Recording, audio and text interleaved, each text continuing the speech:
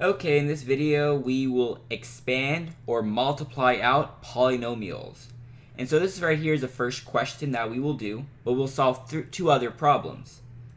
This will be the second problem, and this will be the third problem. So let's do the first problem. So we want to multiply out these two polynomials, and we can do so if we separate it out, where we can multiply x by this and -4 by this. So meaning, I could do this, x times this polynomial right here, x squared minus 3x plus 6 plus, then we have a -4. So -4 parentheses, we have x squared minus 3x plus 6. So just to recap what I did, I took this x and I multiplied out by this polynomial. I took this -4 and I multiplied it out by this polynomial. And so what we would get here is x cubed, x times x squared is x cubed, minus 3x squared plus 6x. So plus 6x. Next we do this. So minus 4x squared, minus 4 times x squared is minus 4x squared, minus 4 times -3x would give us plus 12x, minus 4 times 6 is minus 24. And so now we would want to group our terms. We group the x cubed with x cubed, x squared with x squared, x with x, and the constant with constant. And so we would get x cubed. There's no other place where we have x cubed, so this is one term. Next, minus 3x squared minus 4x squared. So minus 3x squared minus 4x squared. So this is one term right here. Plus 6x plus 12x. And so this is the other term. And then minus 24. There's no other constant.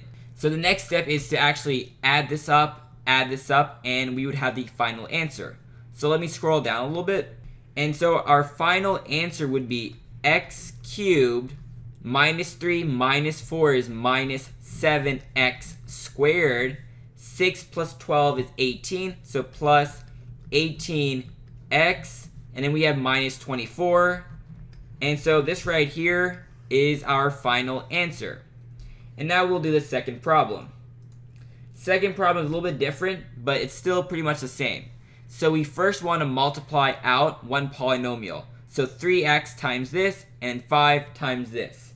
So 3x times this would be 3x times this. So 3x minus 5 plus 5 times this. So that's going to be 3x minus 5. And so we would get 3x times 3x is 9x squared. 3x times -5 is minus 15x. Plus 5 times 3x is 15x.